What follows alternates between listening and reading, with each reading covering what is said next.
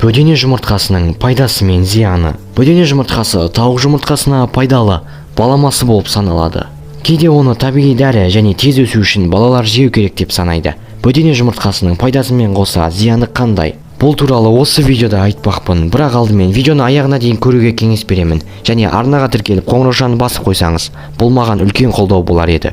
Құрамы: бір бөдене жұмыртқасында 0,118 грамм көмірсу, 4,198 грамм май және 5,187 грамм ақуыз бар. Бір қызығы, кішкентай мөлшеріне қарамастан, мұндай жұмыртқа тауық етінен гөрі тойымды. 100 грамм өнімде 168 килокалория бар, ал тауық жұмыртқасының 100 граммында 142 килокалория. Бөдене жұмыртқасы пайдалы дәрумендер мен минералдардың қоры. Оның құрамында натрий, темір, калий, А дәрумені бар, деп жазады Саба. Пайдалы қасиеттері: құрамына байланысты бөдене жұмыртқасы иммундық жүйені нығайтуға көмектеседі. Сонымен қатар бұл өнім темір тапшылығы анемиясының алдын алу үшін пайдалы. Бұл жұмыртқа қуатты сақтайтындықтан таңғы асқа таптырмайтын өнім. Бөдене жұмыртқасы жөтел мен демікпеге де пайдалы. Даусыңыз әлсіз немесе даусыңыз қарлыңқы болса, бұл өнім тамақты қалпына келтіруге көмектеседі. Оны шикі күйінде ғана ішу керек. Күніне бір шикі бөдене жұмыртқасын жеуді әдетке айналдырыңыз. Сонда тыныс алу проблемаларынан арыла аласыз.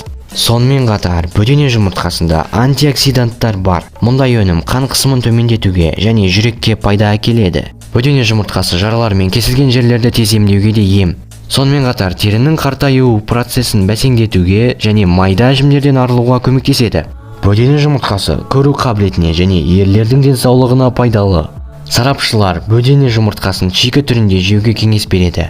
Термиялық өңдеу кезінде пайдалы минералдар негізінен жойылады. Қоректік заттар туралы айтатын болсақ, бөдене жұмыртқасында тауық жұмыртқасынан гөрі магний 3 есе дерлік жоғары және 28% көп темір бар. А дәрумені 2 есе дерлік жоғары. Өкінішке қарай, бұл жұмыртқада қан тамырларға зиян келтіретін холестерин 2 есе көп. Бөдене жұмыртқасының зияны. Ал мұндай пайдалы өнімнің кемшіліктері бар. Ол қандай кемшілік дейсіз бе? Бөдене жұмыртқасы гипоаллергенді деген пікір бар, бірақ іс жүзінде олай емес. Сондықтан балаңызды бөдене жұмыртқасымен тамақтандырмас бұрын дәрігермен кеңескен дұрыс.